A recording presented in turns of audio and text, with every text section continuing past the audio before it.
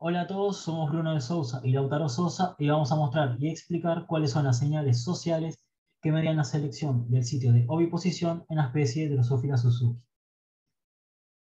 La mosca Drosophila suzuki, más conocida como la mosca de las manchadas, es una plaga invasora que ovipone en una amplia y diversa gama de frutas cultivadas y silvestres, preferentemente frutos de pulpa blanda como arándanos, frambuesas, frutillas, entre otros, lo que la convierte en una amenaza a nivel agrícola.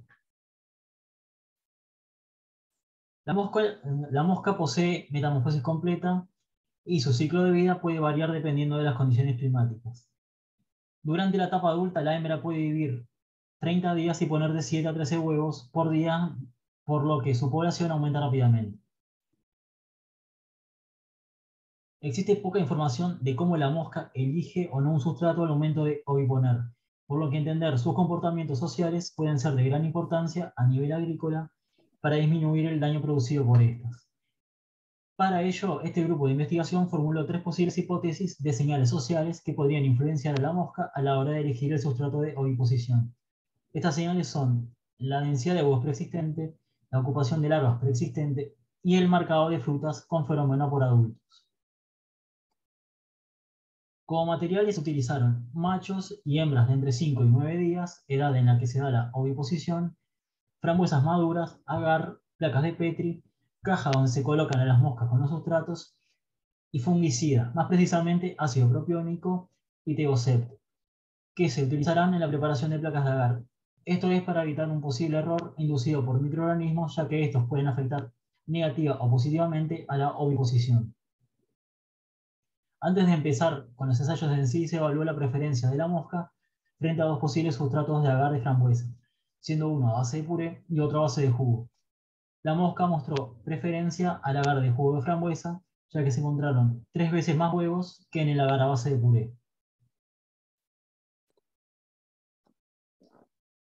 Para analizar la influencia del marcado de hospedero y la densidad de huevos, se dispone de una etapa previa de infestación. Para esto, en una jaula con aproximadamente 200 adultos, machos y hembras, se colocan 25 a 30 placas de agar de jugo de frambuesa durante 2 horas. Esto se hace con el fin de obtener placas con diferentes densidades de huevos. Las densidades deseadas son 0, 5, 10, 20 y 40 huevos por placa, y en caso de ser necesario se transfieren huevos con piezas estériles. Para analizar el efecto del marcado por adultos y la densidad de huevos, se realizaron varios ensayos. En el primer ensayo se colocaron 20 hembras junto a placas marcadas de densidades de huevos 0, 5, 10, 20 y 40 provenientes de la etapa previa. Se deja oviponer durante 2 horas y se contabilizan los huevos adicionales. En un segundo ensayo se colocan 20 hembras junto a placas sin marcar de densidades de huevos 0, 5, 10 y 20 que se generaron utilizando placas sin uso y transfiriendo huevos de la etapa previa. También se agregó una segunda placa con densidad cero, dañada intencionalmente con el fin de ver si existen diferencias entre una placa que está sin dañar contra una dañada producto de la manipulación de colocar los huevos en la placa. En un tercer ensayo se repiten las condiciones del ensayo 1, agregando un control sin marcar para ver la preferencia entre sustrato marcado de lo que no está marcado. Y por último, en un cuarto ensayo se repiten las condiciones del ensayo 3, pero se deja oviponer durante 4 horas en lugar de 2 para analizar la preferencia de sustratos marcados y no marcados en función del tiempo. Los resultados obtenidos por estos ensayos se observan en las gráficas de la izquierda, donde en el eje de las X tenemos las distintas densidades de huevos antes mencionadas y en el eje de las Y los nuevos huevos que ovipusieron las moscas. En la gráfica 1, en la gráfica A, lo que se observa es que no hay preferencia por los distintos sustratos marcados, pese a la diferencia de huevos preexistentes. En la gráfica B se repite el mismo fenómeno, no hay preferencia por los distintos huevos preexistentes en los sustratos que en esta ocasión están sin marcar.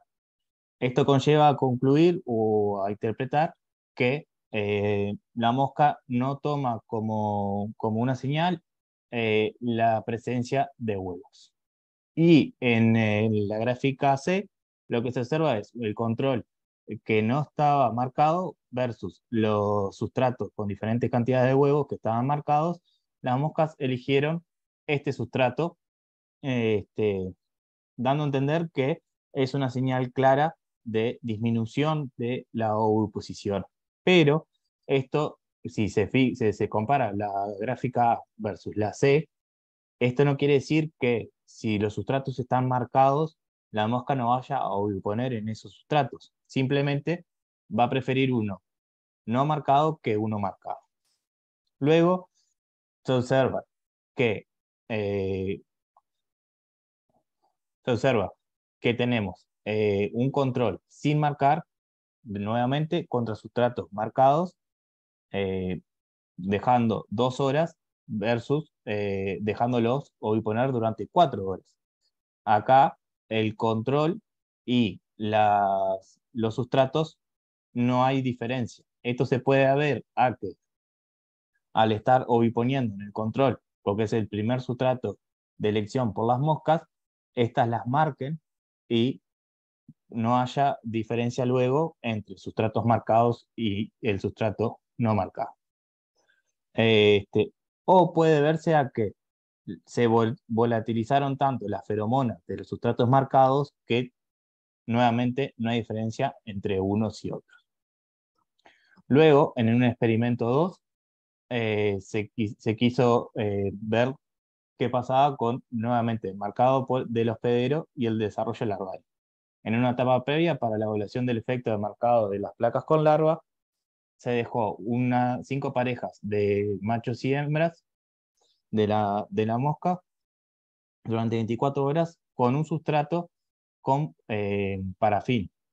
Esto con el fin de que hoy pongan, pero no marquen los sustratos. Se retiran a las 24 horas, se contabiliza y se estandariza a 10 huevos por placa. Estas mismas placas se entregan nuevamente a moscas, a diferentes grupos de moscas, a hembras copuladas, a hembras vírgenes, a machos y hembras y a machos únicamente. En caso de que hubiera que hubieran puesto de vuelta huevos, se retiran estos huevos para seguir con 10 huevos, porque ya la parte de que haya variación de los huevos no es relevante para este experimento. Y luego, para verificar o ver la diferencia entre sustratos con larvas o sin larvas, simplemente para no tener larvas, se saltea la etapa 1, pero sí se hace el marcaje por feromonas por parte de los adultos, de la etapa 2. En los ensayos posteriores, lo que se hace es cada uno de estos sustratos se lo da a 5 machos y 5 hembras durante 4 horas con 2 opciones posibles: sustratos tratados y no tratados. Los tratados son aquellos que tienen el marcado de feromonas, tanto por hembras o por machos, por hembras y machos o por hembras vírgenes, y que poseen huevos, larvas en diferentes estadios larvales. Y los no tratados son sin larvas y sin feromonas. Los resultados de este experimento se observan aquí, donde tenemos en el recuadro de la izquierda sustratos con larvas y en el recuadro de la derecha sustratos sin larvas. Tenemos en la parte de abajo la distribución de huevos entre las dos opciones, y en la parte del medio tenemos que se pusieron a diferentes días. Esto es porque a diferentes días tenemos distintos estadios larvarios. Luego acá en la parte de la izquierda lo que se observa es por quiénes fueron marcados los 4 grupos antes mencionados, y lo que refiere arriba de tratados y no tratados, en el recuadro de la izquierda, tratados refiere a el marcado de la feromona y las larvas, y en el recuadro de la derecha, el tratado refiere únicamente al marcado por feromonas. Y los no tratados en ambos casos son sin feromonas y sin larvas. Los que más mostraron evidencia de las larvas, del efecto de las larvas preexistentes, son cuando se marca con machos y hembras, que fue aumentando la preferencia hacia el no tratado cuando el estadio de la larva es mayor, y en hembras vírgenes, donde seguramente la feromona de marcado de huésped no esté presente.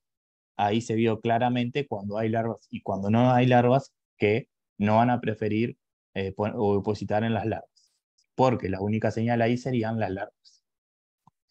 Este es el conjunto de datos que se sacó del experimento 2. Lo que se pudo concluir es que la Drosophila Suzuki no se ve disminuir su oviposición por huevos preexistentes, sí por la feromona de agregación, la feromona de marcado hospedero por parte de los adultos, que puede variar con el tiempo, y por la presencia de larvas en distintos estadios.